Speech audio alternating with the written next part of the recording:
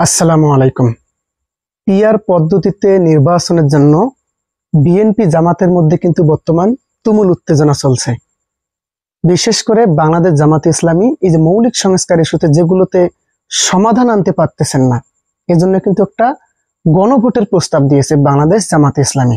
সেটা হোক পিআর পদ্ধতিতে নির্বাচন আর সংস্কারের যেগুলোতে একমত হতে পারতেছে না, সেগুলোতে গণভোট দেওয়ার আহ্বান জানিয়েছে বাংলাদেশ জামাতে ইসলামী। আর এতেই করে কিন্তু রাজনীতিতে আবারও গণভোট ফিরে আসছে এবং বিএনপি কিন্তু বেকায়দায় পড়তে যাচ্ছে। আপনারা শুরু থেকেই জানেন যে বাংলাদেশ জামাতে ইসলামী গণভোটের পক্ষে অবস্থান নিয়েছে, কিন্তু বিএনপি গণভোট চায় না এবং তারা ডক্টর মোহাম্মদ ইউনূসকে দিয়ে গণভোট অর্থহীন এইরকম একটা বক্তব্য দিয়েছিলেন। তারেক রহমানের সঙ্গে যখন ডক্টর ইউনূসের বৈঠক হবে ঠিক সেই মুহূর্তে কিন্তু এই বক্তব্যটা দিয়েছেন। এখন এই যে পিআর পদ্ধতিতে নির্বাচনে কোনো ছাড় দিতে চাচ্ছে না বাংলাদেশ জামাতে ইসলামী। আমি বলেছিলাম যে এই পিআর পদ্ধতিতে নির্বাচনের জন্য কিন্তু বাংলাদেশ জামাতে ইসলামী 19 জুলাই একটা মহাসমাবেশে ডাক দিয়েছে। সেই মহাসমাবেশ থেকে প্রধান বার্তাই কিন্তু হবে পিআর পদ্ধতিতে নির্বাচন। যেমনটা ইসলামী আন্দোলন বাংলাদেশের মহাসমাবেশ থেকে প্রধান একটা ডাক ছিল, প্রধান একটা বার্তা ছিল সরকারের উদ্দেশ্যে পিআর পদ্ধতিতে নির্বাচন, ঠিক তেমনই কিন্তু এবার দেখেন, এবার স্পষ্ট করে কিন্তু পিআর পদ্ধতির পক্ষে দাঁড়িয়েছে বাংলাদেশ জামাত ইসলামী। কিন্তু বিএনপির এখানে বার্তা পিআর পদ্ধতি এটা নাকি বিভ্রান্তিকর।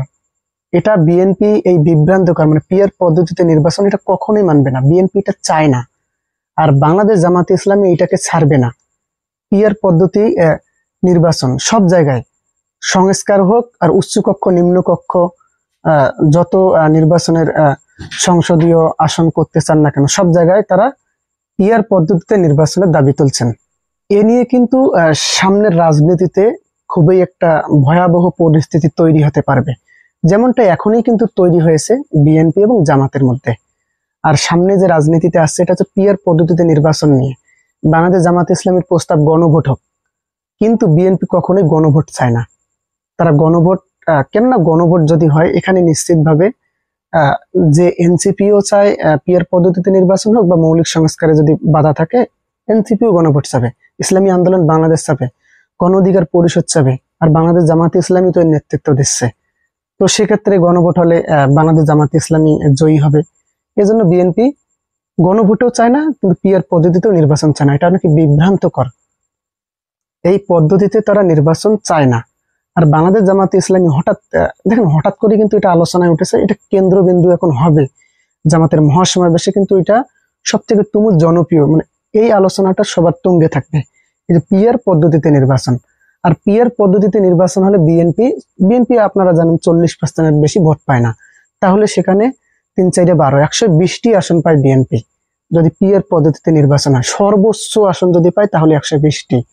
আর তাহলে এখানে বোঝেন, আর এমনি সাধারণভাবে যদি নির্বাচন হয় বিএনপি বলেন তারা যে কৌশলে খাটিয়ে ভোট একটু কারচুপি করে হলেও তারা কিন্তু নির্বাচনে মনে করেন তারা তো এখন বলতেছে যে 250টার বেশি আসন পাবে, তো সেক্ষেত্রে তারা 200টিও পেতে পারে কারচুপি করে, যদি করে আর কি 200টি আসন পেতে পারে। যদি পিআর পদ্ধতিতে নির্বাচন হয় তাহলে বিএনপি পাবে 120টি আসন।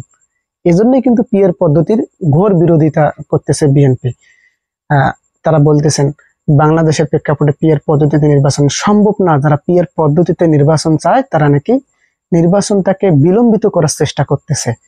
তবে যাই হোক, সর্বশেষ ঐক্যমত সংস্কার কমিশনে বাংলাদেশ জামাত ইসলামী যে প্রস্তাবটা দিয়েছে সেইটা যে সকল বিষয়ে সংস্কারে মৌলিক সংস্কারে পিআর পদ্ধতি হোক আর যাই হোক এখানে ঐক্যমতে পৌঁছাতে পারতেছেন না, সেখানে বাংলাদেশ জামাতে ইসলামী নায়েবে আমির ডক্টর আব্দুল্লাহ মোহাম্মদ তাহের উনি স্পষ্ট বার্তা দিয়েছেন যে পিআর পদ্ধতিতে নির্বাচন হোক আর মৌলিক সংস্কার হোক যাই হোক না এখানে ঐক্যমতে পৌঁছাতে না পারলে আপনারা গণভোটের আয়োজন করেন। তো দর্শক, আপনারা এই যে জামাতের এই যে গণভোটের একটা দাবি তুলেছেন এই দাবিটাকে আপনারা কিভাবে দেখছেন?